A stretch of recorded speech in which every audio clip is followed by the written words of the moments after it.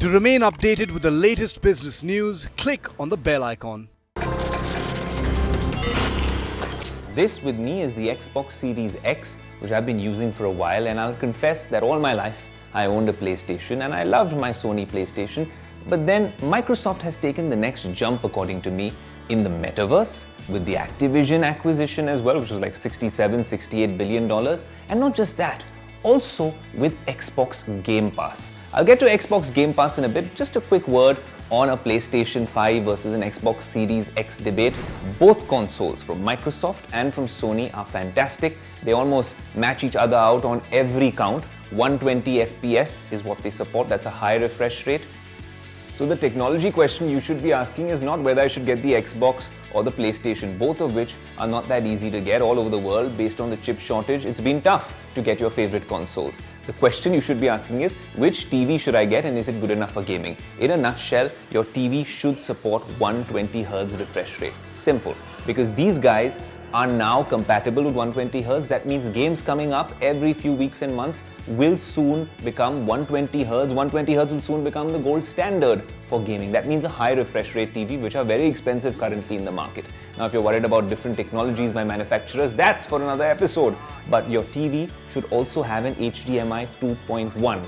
What does that do? It's a connectivity option which these guys connect with and then give you that high performance and high graphics capabilities. If you're picking between the two consoles, there's another question you should be asking, which is which exclusive titles matter to me? If you're tied down to the Sony titles, which is games like Uncharted, or to Microsoft's Halo or Forza, then you need to decide which exclusive titles you want. Now, they both offer you, well, games in that category, but some people prefer the Microsoft way of doing things. Some people prefer the Sony way of doing things. That's totally your personal choice, but you should be sure which particular exclusive titles matter to you. The Microsoft Activision deal is also a game changer because there's some massive investment going into the metaverse and Microsoft's version of it. And that's not the future. It feels like it is the present and it's here to stay.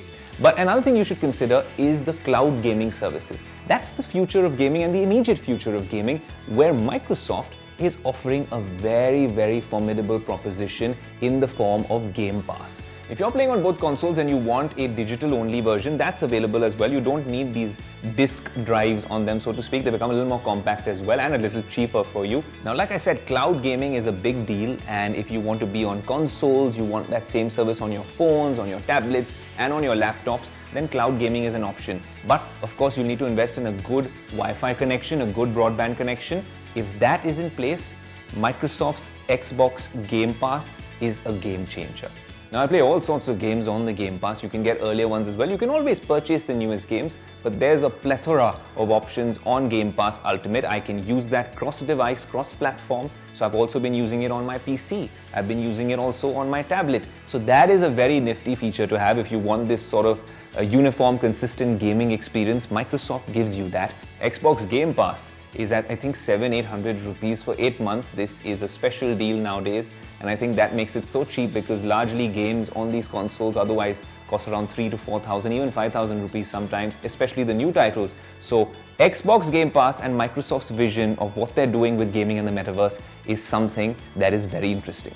Final verdict, all in all, you can't go wrong with the Xbox Series X or the PlayStation 5. They're fantastic consoles, great tech at play, but the truth is it's almost impossible to get your hands on a PlayStation nowadays. So the Xbox with Game Pass for me looks like an interesting proposition. Now, please leave me alone and let me play with my favorite team, Liverpool. I'm playing FIFA, one of my favorite games on any console or PC or even on mobile. I love playing it and I love beating these other small teams with this particular team.